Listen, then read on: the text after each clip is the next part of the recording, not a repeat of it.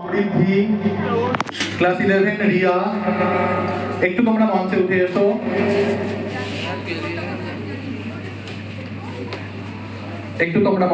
এসো। আমাদের মূল অনুষ্ঠানের পরে শুরু হবে।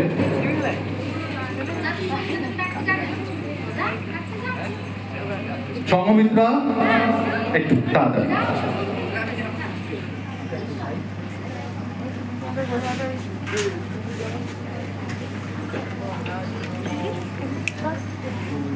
প্রথমে পুরস্কার দিচ্ছে সংঘমিত্রা।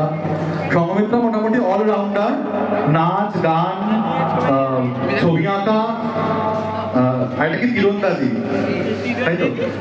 ও প্রচুর গুণের অধিকারী। কিন্তু সংঘমিত্রার হাতে পুরস্কার তুলে দিলেন বর্ণালী ম্যাডাম। এরপর সমৃদ্ধির হাতে পুরস্কার তুলে দেবে আমিনুর স্যার। সমৃদ্ধির কণ্ঠস্বর আমার কাছেও আছে না, এত কম কথা বলে আমি চট করে বুঝতে পারবো না যদি কথা বলে, এত চুপচাপ। এরপরে আমি ডাকবো রিয়া, ক্লাস 11 এর রিয়া। রিয়া গত বছরও ছিল আমাদের অনুষ্ঠানে, তার হাতে পুরস্কার তুলে দিচ্ছে বর্ণালী ম্যাডাম। এরপর তিয়াশা ক্লাস 9 এর। তিয়াশাকে আজকে আপনারা বহু রূপে দেখতে পাবেন।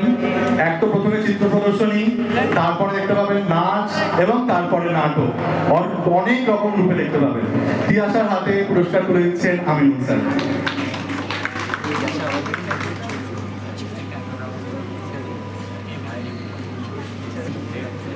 এরপরে অনিন্দ, রিয়া, ক্লাস 12 এর অনিন্দ এবং ক্লাস 11 এর রিয়া। রিয়া চলে এসো মঞ্চে। অনিন্দর হাতে পুরস্কার তুলে দিচ্ছেন বর্ণালী ম্যাডাম। রিয়া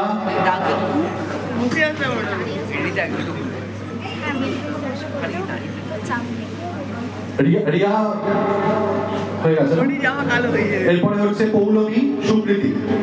পৌলমী ক্লাস 11 এর। পৌলমীও আরেকজন যার কণ্ঠস্বর আমি ওকে প্রায় 6 মাস পড়াচ্ছি, ওর কণ্ঠস্বর আমি খুব একটা মুখস্থ নয়, এত কম কথা বলে। পৌলমীর হাতে পুরস্কার তুলে দিচ্ছেন আমিনুর স্যার। সুপ্রীতির হাতে পুরস্কার তুলে দিচ্ছেন বর্ণালী ম্যাডাম। রুদ্রপ্রতাপ ক্লাস 9। রুদ্রপ্রতাপের হাতে পুরস্কার তুলে দিচ্ছে আমিনুর স্যার। অভিনন্দন সৌম্যজিৎ, তোমরা একটু মঞ্চে চলে এসো। যারা চিত্র প্রদর্শনী আছে তারা তো জানো কে কে আছো, তোমরা একটু মঞ্চের সামনে চলে আসো। অভিনন্দন সৌম্যজিৎ কালকে রাত্রি 10:30 11টা অবধি আমার বাড়িতে, ওরা অনেক পরিশ্রম করেছে। অভিনন্দনের হাতে পুরস্কার তুলে দিচ্ছেন বর্ণালী ম্যাডাম। এরপর সৌম্যজিৎ। হাততালিটা যখন পুরস্কার দেওয়া হচ্ছে একটু আরো জোরে হলে ভালো হয়। হ্যাঁ, একটু করতালি।